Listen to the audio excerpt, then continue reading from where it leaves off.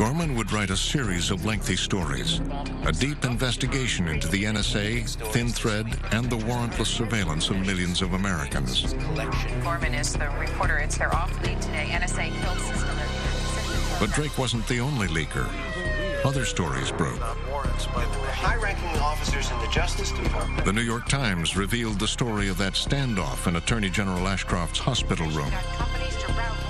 And a leak to USA Today revealed the government had been collecting the phone records of tens of millions of Americans. Have the cooperation of major American phone companies. This morning, it is being described as the largest database ever. Inside the White House, Vice President Cheney was furious. He was determined to stop the leakers.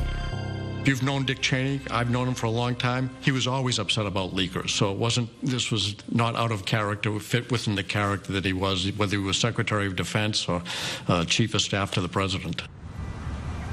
The investigation would be run by the FBI, a massive manhunt for the leakers led by the new Attorney General, Alberto Gonzales. They had broke the law.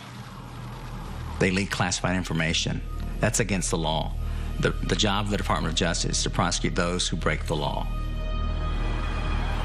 The agents began their investigation across the street at the Department of Justice itself, calling everyone who had worked with the FISA court, including Thomas Tam. Then he starts getting phone calls from this FBI agent, Jason Lawless, at work. He's ducking the calls. Terrified, Tam refused to return the calls. I was preoccupied with what was going to happen to me, and when it was going to happen, what was going to happen, if it was going to happen. And finally, Lawless gets him on the phone and says, "Hey, this will only take a few minutes." But Tam panicked and quickly sealed his fate. I told him that I chose not to talk to him. I chose to exercise my rights under the Constitution to not be a witness against myself. And of course I knew that, that immediately would send up red flags and that I would immediately be their primary suspect. Thomas Tam resigned from the Justice Department. He began to wait for a federal indictment. A story that has now triggered a Justice Department investigation into new leaked In Cambridge, Massachusetts, Jack Goldsmith had settled in as a professor at Harvard Law School. One morning, he was summoned to a meeting in Harvard Square with two FBI agents. As we were sitting down at the table over coffee, one of the agents sort of sheepishly handed me a manila envelope, and he said that it was a subpoena to be for a grand jury investigation into the leak of the New York Times. And he was very embarrassed and sheepish about this. The subpoena was issued under the leadership of Attorney General Alberto Gonzales. It seemed particularly ironic that the Justice Department was coming after me for illegal actions, or allegedly illegal actions, or possibly illegal actions, taken in connection with this program. By the summer of 2007, it had been more than 18 months since the FBI had begun its investigation. They had little to show for it. They decided to up the ante. They would conduct a series of early morning raids on the houses of their primary suspects. At 9 o'clock Eastern Standard Time, the FBI, with guns drawn, raids the homes of Binney and Wiebe, and out on the West Coast, they raid the home of Diane Rourke, waking her up. It was quite shocking. And in fact, they went through the whole house and went through every book, every paper, every drawer, turned the mattress over. It was quite shocking. It's 9 o'clock in the morning, and I see these blue uniform with gold FBI on the back people coming across left to right, and I said, well, it sent a chill through me immediately. Well, at first I knew the FBI was in my house was the guy pointing a gun at me when I was coming out of the shower. They took my computer, all the electronic hardware, disks and things that go with that, any kind of electronic storage device. And they also took some of my magazines, technical magazines and papers and things like that. And then they hit one more. Ed Loomis. My life was in a shambles at that point. My wife was hysterical. She couldn't believe what had just occurred. I couldn't believe what just occurred. And I had no insight into why it had. This button is NSA's second highest award. And I wonder what it was that I did personally so wrong that I deserve this kind of treatment. Here I am, an Eagle Scout, a retired Scoutmaster, and a devout patriot, and my patriotism is being questioned by the government that I'd served for 43 years. I just couldn't, it just didn't make sense to me.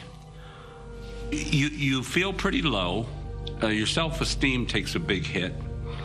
There's discord in the family because kids, family, wife may ask you, well, what did you do to bring this upon the house? It tore me up. I became a recluse pretty much. I cut off virtually all social contact with friends. It was rough, very rough. Ed probably took it worse in terms of cost to family and self, physically, mentally, because Ed went into the shadows. He became a recluse, quiet. He lost his wife. It's still eating at me, but I've told my family. I told my father before he passed away. I know I've done nothing wrong. The FBI considered them persons of interest for leaking to the New York Times, but they all insisted they hadn't, and New York Times reporter James Risen agrees. I didn't know any of them, and I just felt badly that they were getting caught up in something that was completely unrelated. I knew that couldn't be true, that was just collateral damage. Tom Drake's home was not raided by the FBI that day, but Drake had the feeling that he was next. Almost 6 months goes by, and Drake still hasn't been raided. But then, on the morning of November 28th, 2007... I'm seeing these cars pull up as I look out the window. It's just after 7 a.m. in the morning, and there's a dozen FBI agents. And my heart's up in my throat because I realize it's now me. The FBI's search warrant said that they were looking for evidence that Drake was the New York Times leaker. Drake, being Drake, sits down at his kitchen table with the FBI agents without a lawyer present and spends the entire day trying to convince them that the real culprits are the people at the NSA who have run this illegal program. So I told them everything I could, but they didn't want to hear about that. They wanted to hear about the New York Times and sources. The FBI carted away Drake's computers and boxes of his papers. Drake waited. A few months later, in April 2008, Drake gets a summons to go meet with somebody who is described as somebody very important. The meeting was with federal prosecutor Stephen Terrell.